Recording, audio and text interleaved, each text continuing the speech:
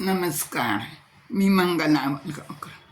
माझं मंगला आजीच्या धमाल गोष्टी नावाचं यूट्यूब चॅनल आहे. तर मी आज भगवद्गीतेचा एक श्लोक त्याच्यावर सांगणार आहे.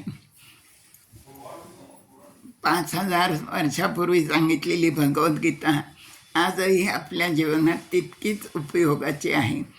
तर त्याच्यात अशा अनेक श्लोक आहेत की जे आज त्याची फारच गरज आहे.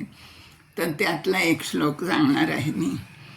तर तो अर्जुनाने विचारलेला आहे 6व्या अध्याय भगवान श्रीकृष्णांना की चंचलमी मन कृष्ण प्रमाथि बलवदृढम तस्य अहम निग्रहम मन्ये वायोरिवस दुष्करम.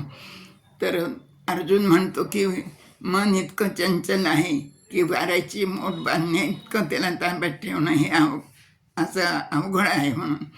तर भगवान त्याला उत्तर देतात की असंशयम महाबाहो मनोदुर्निग्रहम चलम अभ्यासेन तु कौंते वैराग्येन च गृह्यते.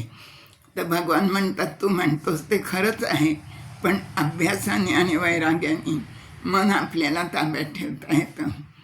5000 वर्षापूर्वी हे सांगितलेलं आहे. खूप जग सुधारणा झाल्या, बाह्य सगळं सुधारलं, पण माणूस तोच आहे आणि माणसाचं मनही तेच आहे. आणि आज पण त्या मनाची तशीच परिस्थिती आहे आणि त्याला आवर घालणं किंवा ताब्यात ठेवणं ही गोष्ट खूप अवघड आहे. पण भगवंताने सांगितले की अभ्यासाने आणि प्रयत्नाने वैराग्याने ते ताब्यात ठेवता येतं. तर ते ताब्यात ठेवण्यासाठी मनाला एखाद्या गोष्टीची गोडी लावावी लागते. म्हणजे नामाची, नाहीतर ध्यानाची, नाहीतर चिंतनाची कसली तरी गोडी लावली की चटक लागली की ते आपोआप तिकडं जातं.